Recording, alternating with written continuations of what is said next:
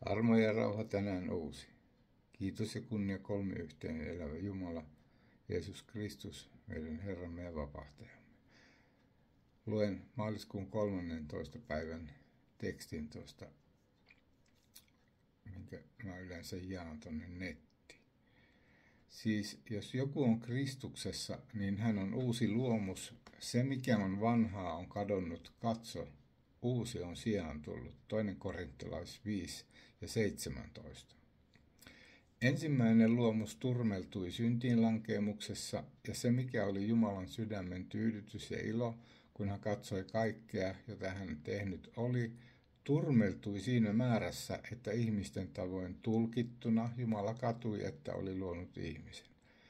Mutta sitten antoi Jumala meille sanan, esikoisen Jumalan luomuksista, jotta hän toimittaisi uuden luomisen maan päällä, loisi uuden ihmisen, joka olisi Jumalan kuva, kuten ihminen ensimmäisessä luomisessakin oli.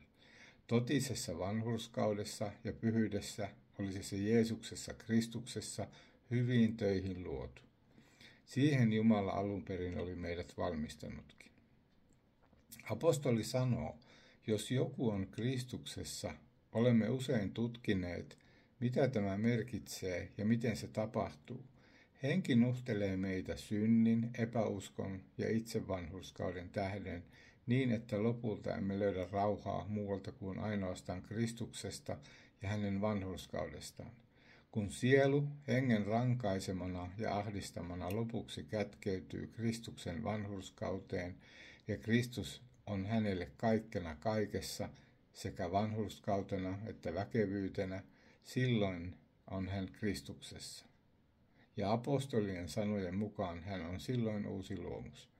Se, mikä on vanhaa, on kadonnut, katso, uusi on sijaan tullut. Ja tämä on kokemuksen kautta ilmi tullut totuus.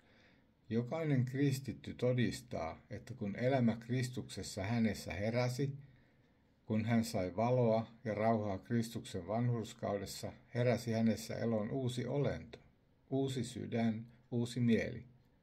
Kaiken hän näki aivan uudessa valossa. Hänen järkensä rupesi tajuamaan hengellisiä asioita. Hän sai uudet silmät, uudet korvat, uuden halun sydämeensä, uudet ilot, uudet surut, uudet aatteet, uudet pyrkimykset. Toisin sanoen hänellä oli uusi elämä, kokonaan uusi maailma edessään. Katso, uusi on sijaan tullut. Se osoittaa hänen uudessa kielessään, uudessa puhettavassaan ja uudessa elämässä, ja mitä siihen vanhaan tulee, jota vielä hänessä on, niin hän on nyt toisessa suhteessa siihen. Synti, himot, jotka ennen olivat nautintoina, ovat nyt hänellä tuskana ja kauhistuksena. Kaikki hengellinen ja kaikki, joka on taivaasta lähtöisin, oli ennen hänelle vierasta ja ikävää. Siinä on nyt hänen halunsa ja elämänsä. Mielenlaatu hänessä on uusi, vaikka liha, vanha aataminen tuomio hänessä on entisellään. Uusi sisäinen olemus on varma todistus uudesti syntymisestä. Silloin syntyminen on sisäisen olennon muutos. Ja Kristus sanoo, jos ihminen ei uudesti synny, ei hän voi nähdä Jumalan valtakuntaa. Johannes sanoo, ja ne eivät ole syntyneet verestä eikä lihan tahdosta, eikä miehen tahdosta, vaan Jumalasta. Tämän Jumalasta syntymisen kautta tämä uusi luomus saa jälleen sydämeensä syntiinlankeemuksessa kadonneen Jumalan kuvan. Se havaitaan uskonnollisten mielenlaadussa ja hengessä, mutta koska vielä elämme lihassa, joka on täynnä syntiä ja sotii henkeä vastaan, niin ei tämän Jumalan kuva hänessä ei ole vielä näkyvä ja täydellinen, mutta uusi ihminen, joka Jumalan jälkeen on luotu totisessa vanhurskaudessa ja pyhyydessä, on kerran, kun Kristus ilmestyy, vapahdettava tästä kuoleman ruumiista, ja me tulemme hänen kaltaisikseen.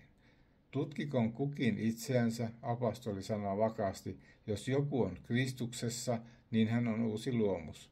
Jos luulet olevasi kääntynyt ja uskovainen, mutta sinulla ei ole tätä uutta mielenlaatua ja uutta sydäntä, etkä sisimmässäsi ole tullut uudeksi luomukseksi, niin et silloin vielä tiedä, mitä oikea usko ja autuus Kristuksessa merkitsee.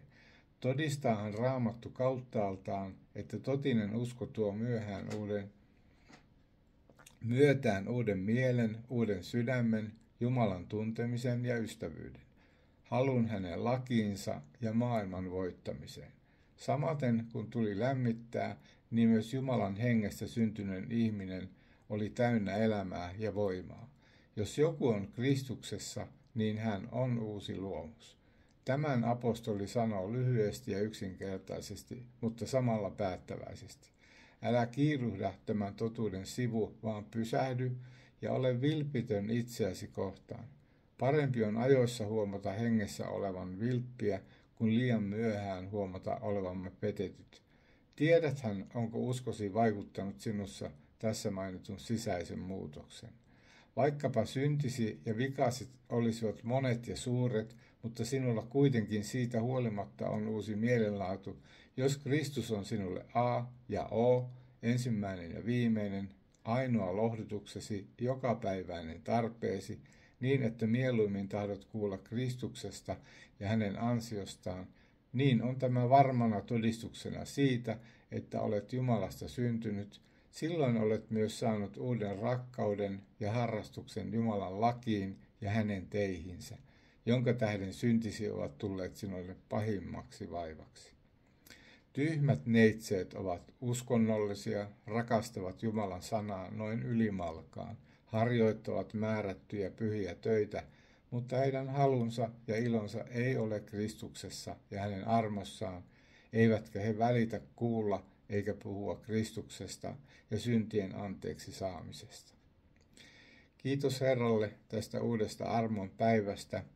Siunaa ja varjele lapsiasi. Kiitos, voimme luottaa kaikessa sinuun ja kaikessa sinä olet meidän kanssamme, kun teemme sinun tahtosi. Kiitos ja kunnia Herra Jeesus Kristus vapahtaja.